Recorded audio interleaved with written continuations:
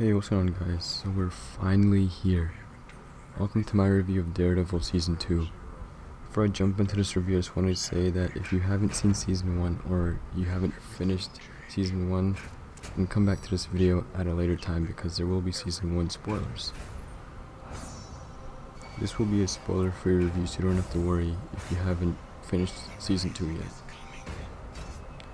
So Daredevil Season 2 takes place after the events of Season 1, so Wilson Fisk is in jail, the Russians are completely eliminated, etc, etc.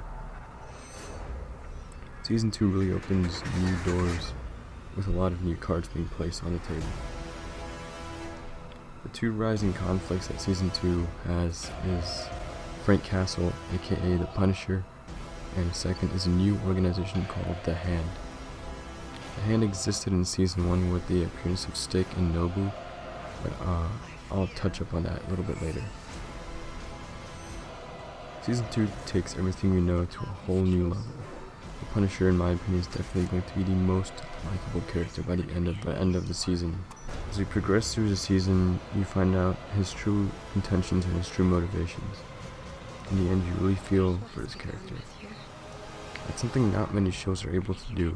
To be honest, I actually got a little teary-eyed at certain lines, certain information that was revealed about the Punisher. That's when you know that he's a lovable character, and you really feel for that character. Jon Bernthal's performance as a Punisher is just spectacular. You can't get any better than that. Some time ago there was news for a possible Punisher series, just because Netflix was so proud of how well Jon Bernthal's performance as Punisher was that they wanted to greenlight a Punisher series off Netflix. So by the end of the season, you'll be begging for that series to happen. That's how much you're gonna like this character. The role he portrays is just the perfect role. Perfect casting right there. Another character that's introduced is Elektra. She was hinted at last season as Matt Murdock's ex-girlfriend. Even though she's his ex, there is still a creation of a love triangle by the end of the season. By the end of the season, you understand what kind of person she is, or what she actually is. Her performance is flawless as well. Her actor is just amazing. You really feel for his character as well. As for the new organization called The Hand, their methods of doing things are pretty messed up and creepy. Black Sky is also mentioned again and touched on in a lot more detail. We also get the return of some important supporting characters for Season 1.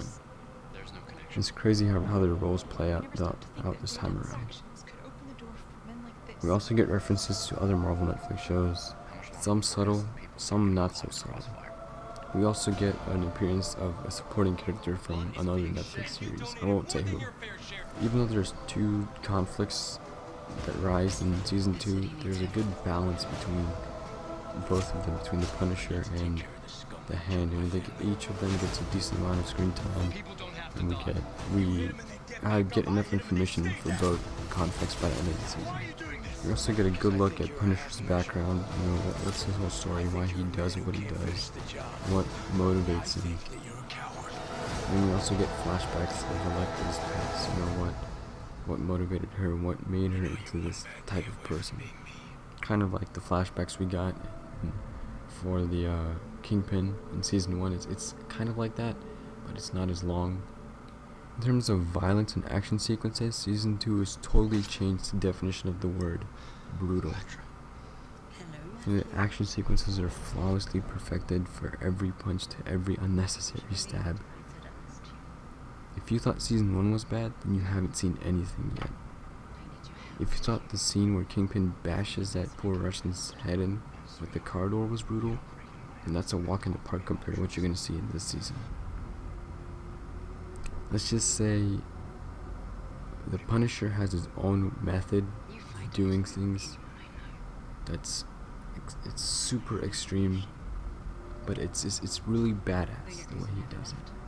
And there's a lot of blood spilled, there's lots of bodies put down, and there's lots of decapitations. That's just what makes this show so great. Is that Netflix isn't holding back at all with the series. They're going all out. So costumes change for characters too, especially for Daredevil. it's not super huge changes, but it's small changes that really make it relate more to the actual comic book character.